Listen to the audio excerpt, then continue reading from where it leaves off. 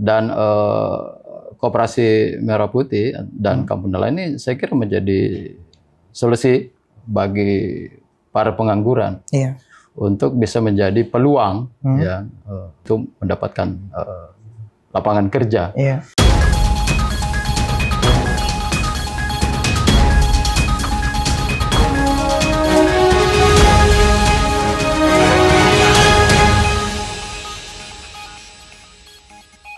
Halo pemirsa Unas TV dimanapun Anda berada, senang sekali tentunya saya Kautsar Ardiansyah dapat kembali hadir menjumpai Anda dalam program Econotalks.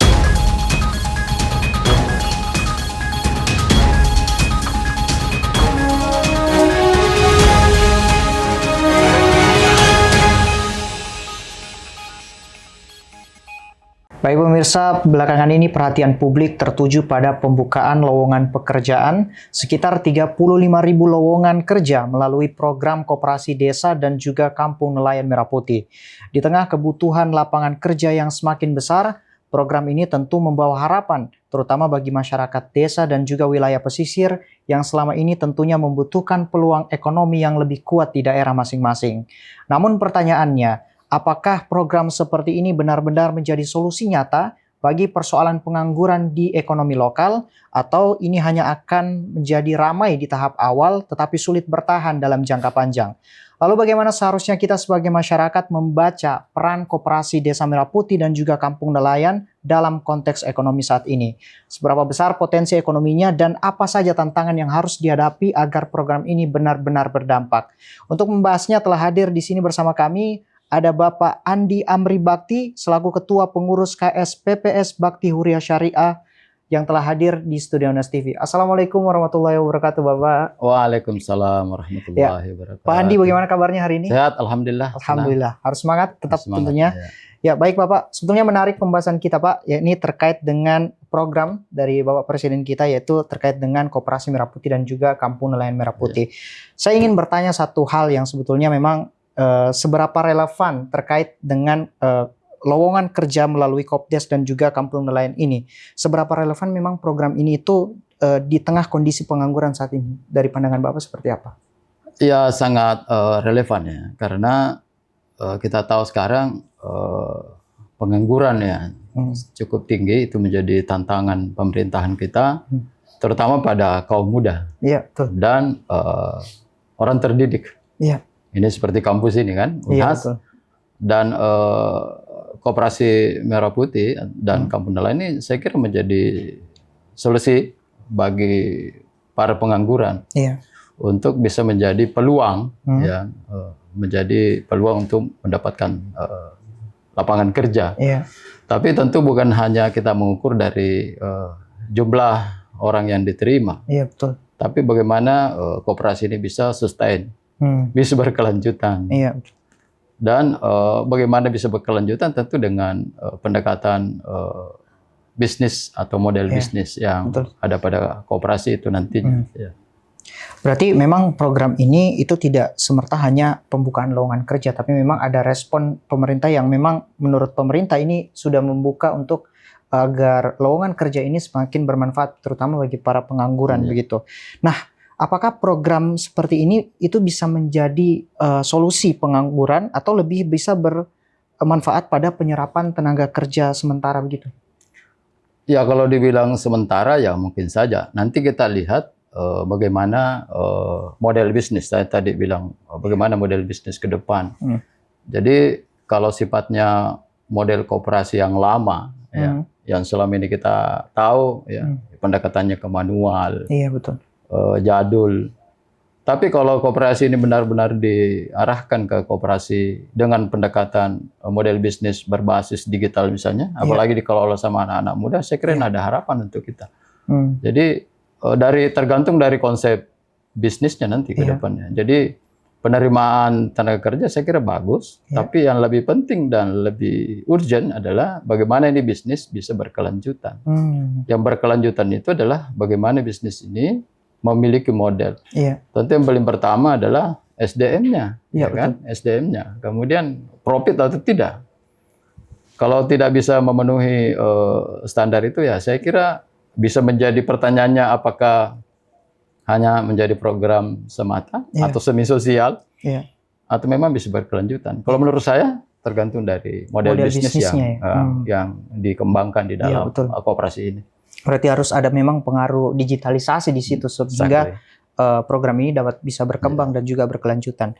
Nah, terkait dengan tentunya dari program ini banyak anak muda desa ini memilih merantau ke kota. Apakah penguatan terhadap koperasi desa itu bisa menjadi cara menciptakan lapangan kerja untuk mereka bisa bertahan di daerah mereka begitu? Mungkin bisa dijelaskan, Pak. Pertanyaannya juga kenapa anak-anak muda ini ke kota? Iya, betul. Iya kan? Karena dia lihat bahwa di desa tidak ada peluang. Ya itu kan hukum ekonomi. Iya, betul. Tapi kalau ada peluang, tentu kita juga bisa bertahan di desa ya, sebagai anak muda. Apalagi dengan pendekatan koperasi ini, kalau memang bisa menciptakan model bisnis yang sustain, ini menurut saya peluang yang besar. Jadi kenapa kita ke kota ya, karena tidak ada harapan di desa. Tidak ada pengembangan diri, ya kan? Tidak ada lapangan pekerjaan. Iya, betul. Tapi kalau koperasi ini bisa menciptakan lapangan kerja, bukan hanya lapangan kerja menurut saya, tapi kita kembali, apa sih sebenarnya tujuan dari koperasi ini kan? Pertama adalah membangun jaringan distribusi. Ya kan? Jadi kalau misalnya kita nelayan, apa menjadi problem nelayan sekarang adalah misalnya bagaimana mendapatkan akses pasar, ya kan? Tapi kalau anak muda, terutama pada pengurus koperasi, manajer koperasi, ini bisa mengembangkan ini, saya kira menarik ini. Bisa jadi peluang, bisa jadi potensi bisnis untuk koperasi dan untuk desa. Iya, betul. Sehingga kita tidak perlu lagi ke kota. Ngapain ke kota kalau di desa ada potensi. Bisa kita kembangkan potensi ekonomi. Iya, betul. Berarti memang anak muda memang kebanyakan ya setelah misal kuliah nih langsung merantau ke kota dan tidak balik ke daerah karena memang tidak ada harapan bagi mereka untuk bisa berkontribusi di sana. Namun tadi yang disampaikan dengan adanya program dari Koperasi Merah Putih dan juga Kampung Nelayan ini bisa membuat mereka untuk balik dan mengembangkan potensi yang ada di daerah mereka seperti itu ya, Pak. Nah, secara konkret sebetulnya Bapak, saya ingin menanyakan bagaimana sebetulnya koperasi desa dan kampung nelayan ini dapat menjadi penggerak ekonomi masyarakat lokal. Nah, misalnya contoh saja, saya nelayan. Yang selama ini kalau kita mau jual hasil tangkapan kan sulit. Kan yang pembeli itu kan kadang-kadang maunya beli yang jumlah besar. Sementara nelayan kan misalnya hanya tangkapannya 10 kilo. Nah, kalau ini ada koperasi yang bisa menjadi agregator. Agregator itu maksudnya perantara. Sehingga misalnya 10 nelayan ini digabung dalam satu koperasi. Dikelola oleh anak muda. Menggunakan pendekatan teknologi, pemasaran online, marketplace. Dan bisa diolah menjadi, bukan hanya menjadi bahan hasil tangkapannya langsung dijual, atau bisa diolah. Menjadi frozen food misalnya, ya kan? Nah, ini bisa menjadi langkah nyata bahwa memang koperasi ini hadir bisa memberi solusi, terutama pada misalnya kita contohkan nelayan ya. Paling sederhana adalah menjadi agregator hasil tangkapan. Maksudnya bagaimana nelayan yang kecil-kecil dikumpulkan. Kan selama ini yang melakukan ini kan para tengkulak. Betul. Dan tahu enggak, penghasilan tengkulak itu 40-60%. Keuntungan yang dari hasil tangkapan itu kan lebih banyak kepada perantara daripada nelayan itu sendiri. 40-60 hasil penelitian. Nah, kalau ini bisa dilakukan oleh anak-anak muda melalui koperasi ini, saya kira sangat dahsyat sekali menurut saya. Yang penting koperasinya jangan lagi yang manajemennya lemah, model pemasarannya konvensional. Tapi kalau ini anak muda punya inovasi baru, punya daya kreativitas, bagaimana mengembangkan potensi yang ada ini untuk dijadikan sebagai sumber pendapatan baru ya bagi para pelaku usaha, apakah itu nelayan, apakah itu petani, apakah itu ekonomi kreatif melalui koperasi ini. Nah, Pak, menarik sebetulnya tadi yang disampaikan terkait dengan memang sangat besar sebetulnya potensi yang diharapkan dari adanya koperasi dan juga kampung nelayan ini karena memang masyarakat sekarang itu cenderung penghasilannya kecil ya, Pak. Dari tadi yang disampaikan contoh sebagai nelayan tadi. Nah, Dalam pengalaman Bapak sendiri sebagai ketua pengurus KS PPS Iya. Bakti Huria Syariah itu sendiri ya, yang tentunya mengurus sebuah Iya. koperasi tentu. Nah, peran koperasi ini seperti apa yang paling dirasakan langsung manfaatnya itu oleh Iya. masyarakat itu sendiri? Iya. Koperasi sebetulnya itu adalah penghubung sebetulnya, bahasa sederhananya ya. Iya. Penghubung antara produsen dan konsumen. Jadi koperasi sebetulnya bukan produsen, dia perantara. Perantara. Nah, jadi misalnya ada hasil pertanian, seharusnya koperasi dulu yang beli. Kan kadang-kadang ketika panen raya harga jadi turun. Seharusnya koperasi hadir di situ, beli hasil pertanian, lalu kemudian dijual pada saat harga lagi baik, ya misalnya, atau harga pada harga yang wajar. Sama juga kita misalnya ketika berbicara tentang lembaga keuangan mikro sama. Jadi koperasi itu sebagai perantara. Jadi bagaimana menghubungkan antara orang yang memiliki banyak kelebihan uang dengan orang yang membutuhkan modal. Kan itu. Tapi tidak boleh berhenti sampai di situ. Jadi koperasi itu bukan hanya berbicara tentang modal, kan? Tapi berbicara juga tentang pendampingan usaha. Ya, mentoring. Ya. Terutama sekarang kan yang paling penting bagaimana model bisnis yang berbasis digital. Saya selalu tekankan di situ. Karena ya koperasi kan sebuah entitas bisnis, tentu juga harus bersaing dengan entitas bisnis yang lain. Tidak boleh kalah, misalnya ada pinjol. Tapi kan sama model bisnis itu. Pinjol juga memberi pembiayaan, koperasi juga harusnya memberi pembiayaan. Tapi yang berbeda adalah bagaimana koperasi ini hadir memberi pendampingan. Ini yang selama ini kita lakukan dan sukses. Terutama edukasi tentang apa sih manfaat misalnya menabung, finansial literasi, pendidikan keuangan sederhana, bagaimana mengelola manajemen aset, akuntansi, pelaporan, cash flow dan lain sebagainya. Yang kadang-kadang pelaku usaha itu menganggapnya bukan hal penting. Padahal kalau kita mau level up atau mau naik kelas, kan standar minimal itu ya. Bagaimana pelaporan bisa dibuat secara rapi dan disiplin. Nah ini menurut saya ini fungsi koperasi harus ada di situ. Bukan hanya berbicara soal modal, misalnya kalau dia lembaga keuangan mikro, misalnya simpan pinjam. Begitu juga kalau dia koperasi produsen. Dia juga bukan hanya membeli produk, tapi juga melakukan pendampingan. Nah itu di situ menurut saya key suksesnya untuk bagaimana koperasi bisa sustain dan bisa berkelanjutan. Itu ada pendampingan di situ yang menjadi dan mentoring. Kunci dan mentoring ya.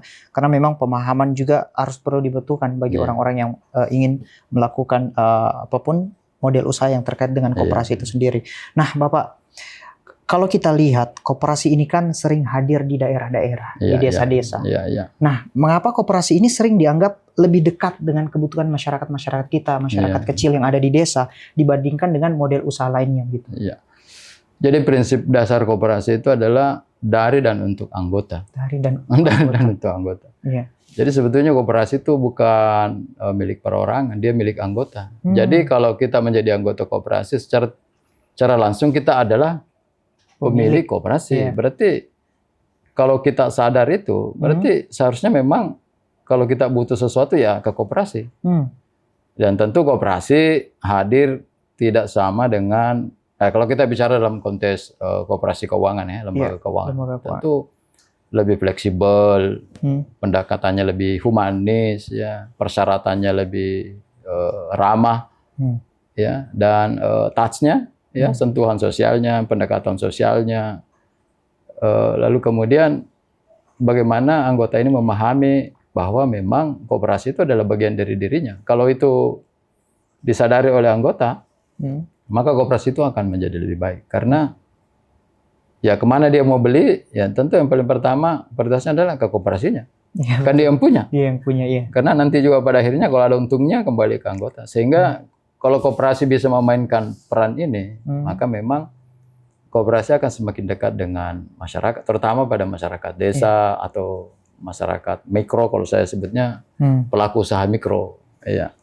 Ya, baik Bapak. Tadi kan Bapak sebagai ketua pengurus KSPPS Bakti Huria Syariah itu. Apakah bagaimana perbedaan antara penerapan koperasi yang dimiliki Bapak sendiri dalam menjalankan dengan model yang akan diterapkan terkait koperasi Merah Putih itu sendiri? Apakah di situ ada perbedaan sendiri? Ya, kalau koperasi Merah Putih kan lebih kepada jaringan distribusi, dan logistik. Tentu juga nanti ada lembaga keuangannya, tapi saya melihat ini lebih kepada distribusi pangan, ya kan, ketahanan pangan, dan bagaimana hasil produksi petani itu bisa diakomodir oleh koperasi ini. Tapi tidak menutup kemungkinan juga nanti akan ada lembaga keuangan, ya kan, akan ada 4 fungsinya itu kan tadi sebagai jaringan distribusi pangan, logistik, UMKM dan lembaga keuangan. Jadi KDMP ini saya kira harapan ya untuk bisa kita jadikan sebagai tonggak untuk bagaimana mengenalkan koperasi kepada anak-anak muda terutama. Saya kalau sering di kelas nanya kenal koperasi, mereka kenalnya KDMP. Berarti KDMP sukses membangun positioning di seluruh generasi dibandingkan dengan koperasi yang lain, misalnya ya lembaga koperasi yang lain yang lebih duluan eksis. Artinya promosi pemerintah ini menurut saya berhasil untuk memperkenalkan koperasi. Cuma memang nanti bedanya ya kalau KDMP kan lebih ke sektoril. Kalau kami ya secara khusus itu ke lembaga keuangan. Jadi ibaratnya nanti ini bagian lembaga keuangan itu bagian dari KDMP. Ya kan. Jadi dari sisi bisnis, dari sisi model ya memang berbeda. Memang berbeda ya. Bagian lah lebih kecil daripada KDMP. Kalau yang kami lakukan saat ini. Luar biasa sekali. Baik Bapak, ditahan dulu. Kita akan melanjutkan mungkin setelah jeda iklan berikut ini. Untuk itu pemirsa Unas TV, tetaplah bersama kami di Econotalks.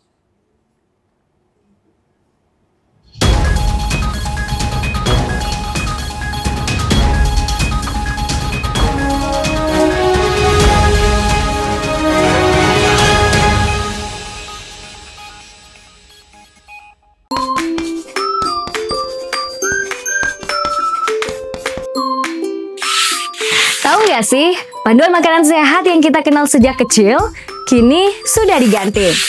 Dulu, 4 sehat, 5 sempurna, fokus pada 5 kelompok makanan, dan menjadikan susu sebagai pelengkap kesempurnaan. Dan sekarang, sesuai perkembangan ilmu gizi dan perubahan gaya hidup, hadirlah konsep piring makanku. Beragam jenis makanan, bergizi lengkap, seimbang porsinya, dan pastikan makanan aman dan bersih. Panduan porsi yang seimbang serta menekankan pentingnya hidrasi dengan air putih. Gak cuma kenyang, tapi bergizi seimbang.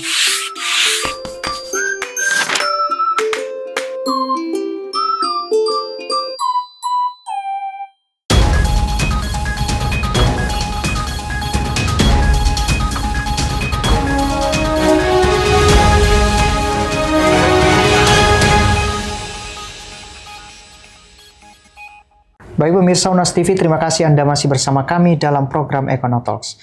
Baik Pak Andi, melanjutkan diskusi kita terkait tadi sempat disinggung bahwasanya koperasi itu harus memang menjamin terkait digitalisasi tentunya. Nah, di ekonomi modern saat ini, apakah koperasi desa ini masih relevan sebagai model ekonomi rakyat di tengah perkembangan ekonomi yang tentunya semakin meningkat begitu? Ya tergantung kesiapan SDM-nya ya. Nah saya kira ini kan KDMP ini menariknya karena bisa membangun kolaborasi dengan BUMN kan. Iya betul. Terutama PT Agrinas Asri ya. Jadi menurut saya apalagi didukung sama BUMN. Jadi menurut saya proses pendampingan nantinya itu bisa lebih besar kolaborasinya dengan lembaga-lembaga lain. Artinya kalau saya melihat koperasi itu bisa bertahan kalau dia memiliki ekosistem. Ekosistem bisnis yang baik. Nah, kalau dia bisa kolaborasi misalnya dengan BUMN, terutama nanti dalam bentuk pendampingan, kemudian mentoring. Karena yang selalu menjadi problem kita di koperasi itu adalah lemahnya sumber daya manusia dan tata kelola. Iya. Tata kelola. Kemudian penguatan kelembagaan. Nah, kalau ini bisa dilakukan atau bisa diimplementasikan di KDMP dengan memperhatikan tata kelola, kemudian pengembangan digitalisasi. Iya. Apalagi kalau yang diterima ini kan para anak muda, tentu lebih melek, lebih adaptif dengan teknologi. Iya, betul. Sehingga koperasi ini bisa diarahkan menjadi koperasi modern berbasis digital yang mengembangkan potensi desa. Iya. Dan didukung oleh ekosistem besar dan berkolaborasi dengan BUMN. Jadi menurut saya faktor-faktor kunci untuk bisa sukses besar. Tinggal bagaimana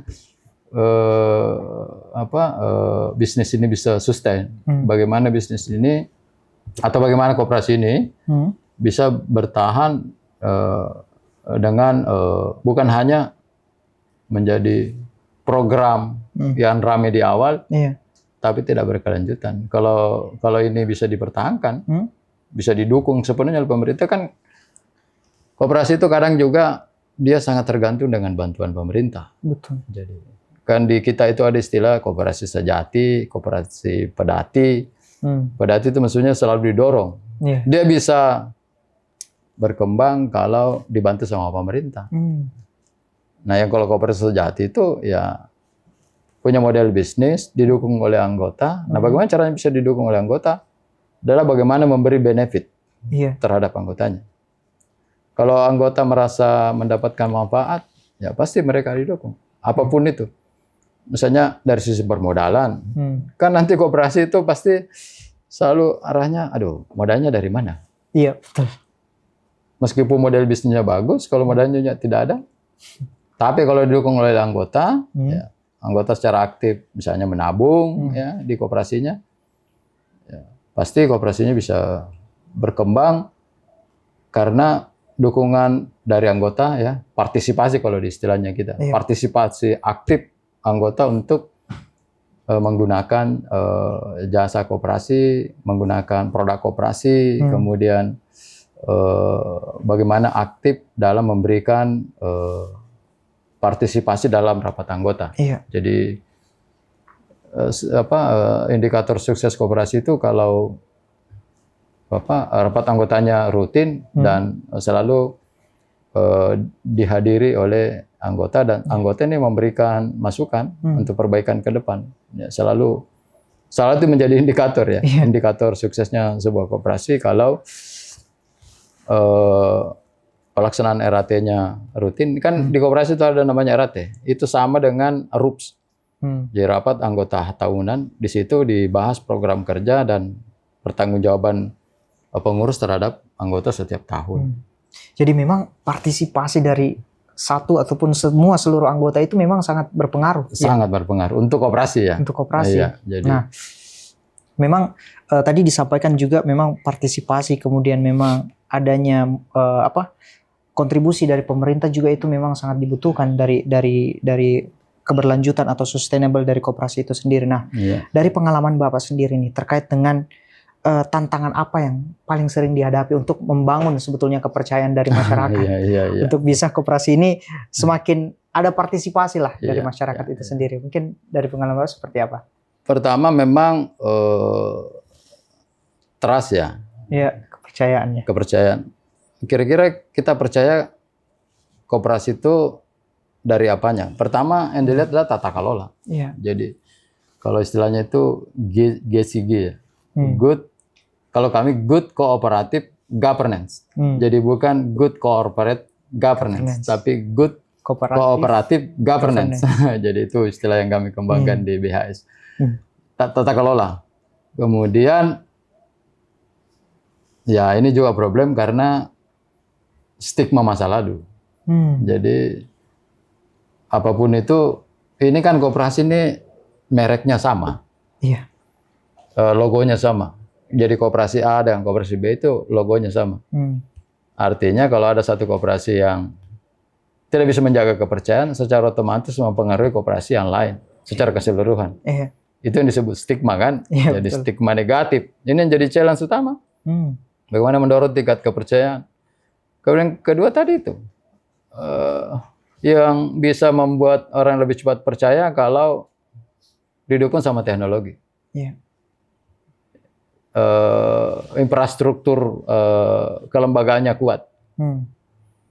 Nah itu kan membutuhkan modal. Taruhlah misalnya kalau di kami software, kalau di kami itu namanya core system. Core system itu semacam aplikasi yang digunakan oleh koperasi. Nah kalau ini koperasinya tidak bisa kembangkan core system, ya menjadi masalah juga karena yang terutama di lembaga keuangan itu kan modal utamanya kepercayaan, ya kan? Bagaimana orang bisa diyakinkan bahwa dana yang mereka simpan di koperasi ini bisa dipertanggungjawabkan. Nah, cara yang paling mudah untuk mempertanggungjawabkan bisnis itu dengan menggunakan teknologi. Artinya semuanya serba otomatisasi, misalnya tidak menggunakan konsep manual, pelaporannya up to date, bahkan bisa real time. Kalau di kami kan real time. Ya dengan pendekatan itu kita bisa melihat orang akan percaya kalau tata kelolanya konsisten dilakukan, konsisten. Ya, konsistensi dalam memberikan menjaga tata kelola. Kalau kita bicara tata kelola itu mulai dari kelembagaan, struktur organisasi, SOP, kemudian anggaran dasar, anggaran rumah tangga, kemudian ada namanya lagi yang SLA, jadi Service Level Agreement. Contoh sederhananya misalnya, kalau kita bicara tata kelola, misalnya kalau di kami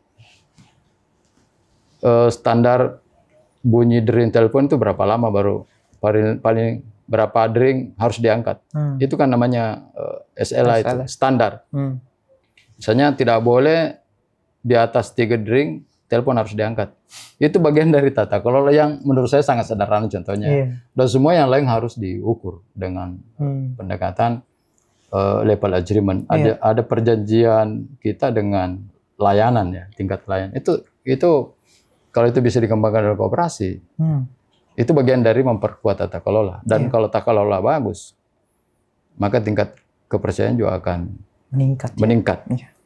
Nah, oke, menarik tentu tadi jawabannya. Memang peran dari koperasi ini itu memang bergantung pada tadi kepercayaan, trust karena memang stigma yang hadir dari masa lalu itu yang memang berat untuk dipertahankan untuk menjaga stigma positif tentunya.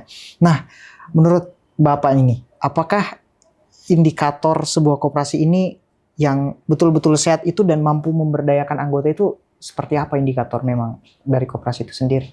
Ya, indikator paling mudah, ya misalnya kalau kita contoh koperasi simpan pinjam, ya seberapa cepat, ya kan? Seberapa cepat dalam memberikan pelayanan, kemudian seberapa aktif, jadi partisipasi lagi ya, seberapa besar partisipasi anggotanya.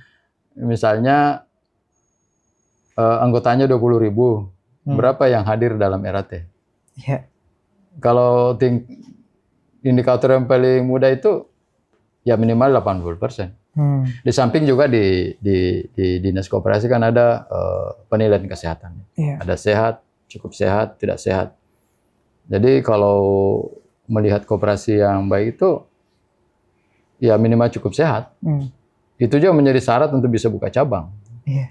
Nah tentu kalau kita bicara internal, kalau kita bicara nilai tambah atau kepada anggota ya tentu bagaimana memberi pelayanan kepada anggota dan bagaimana mendorong ekonomi anggota. Kan koperasi itu suksesnya bukan dari banyaknya laba, profit, tapi seberapa baik dalam memberi pelayanan.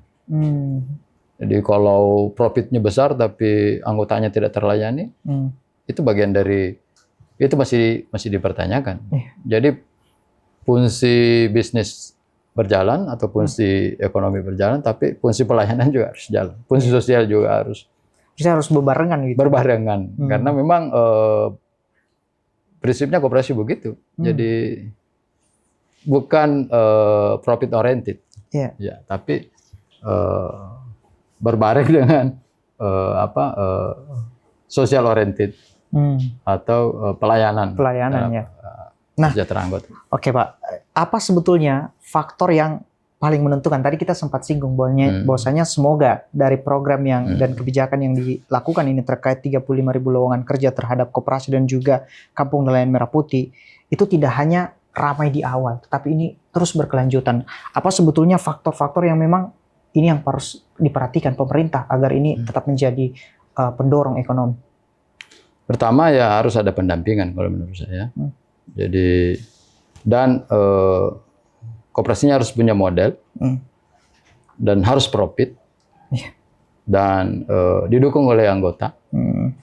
Kemudian tata kelolanya harus lebih profesional dan paling penting adalah pendekatan digitalisasi, e-commerce,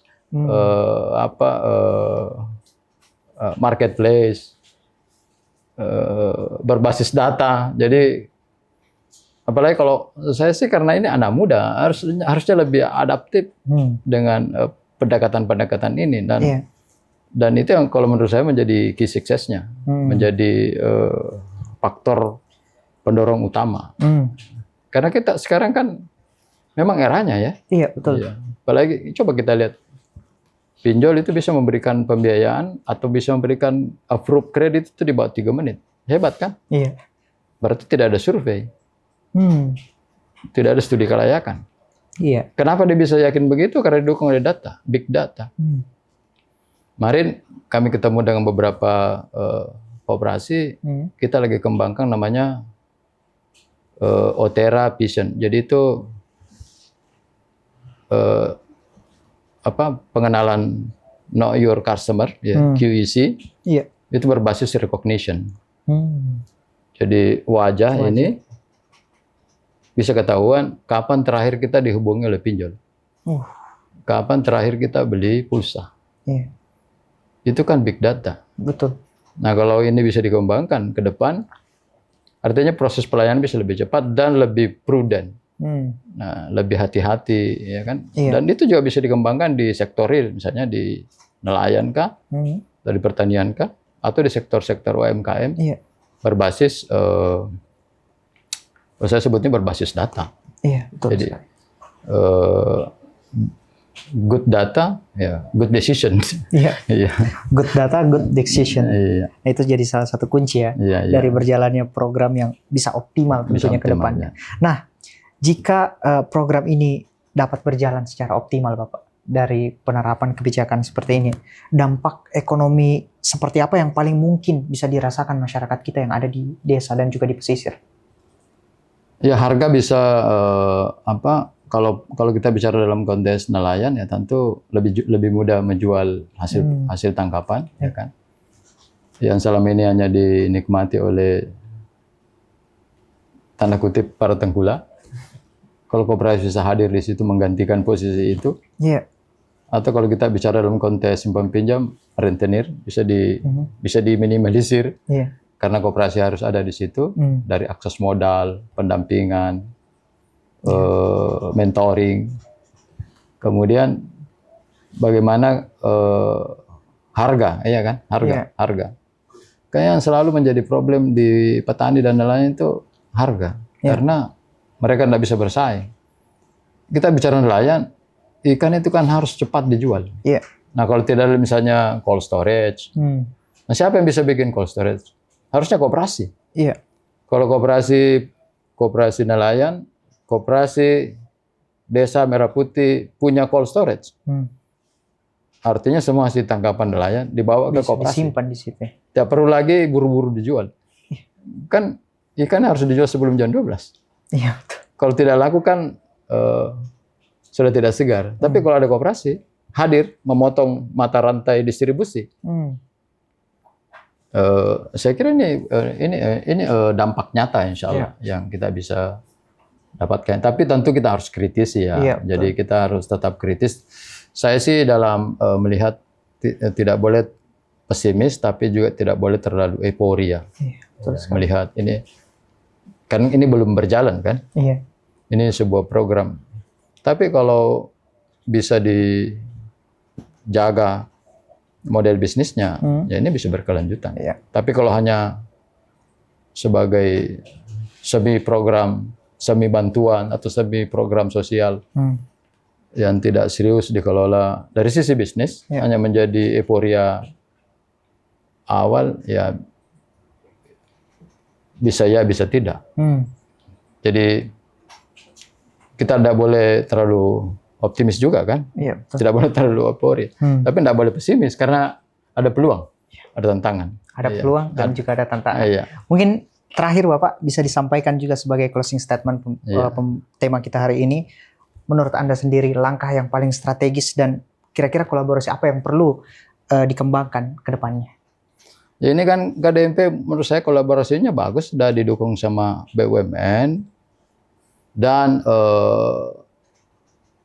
bisnisnya harus sustain. Jadi bukan program semata, tapi dia adalah lembaga atau koperasi yang berorientasi bukan hanya bisnis tapi berorientasi sosial yang bisa meningkatkan pendapatan masyarakat.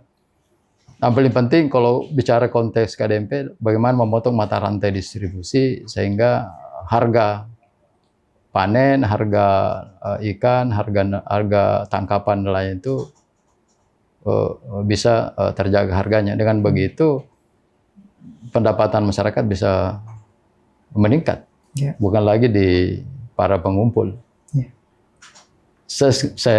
Saya sependapat dengan itu. Ya, luar biasa sekali Bapak Andi Amri atas pandangan dan juga penjelasan yang sangat mencerahkan pada hari ini. Dan tentu kami juga ucapkan terima kasih kepada Anda, pemirsa Unas TV dimanapun Anda berada, yang telah menemani dalam program Econo Talks. Untuk itu saya Kautsar Ardiansyah, mewakili seluruh kru yang bertugas pada hari ini, pamit undur diri dan sampai jumpa.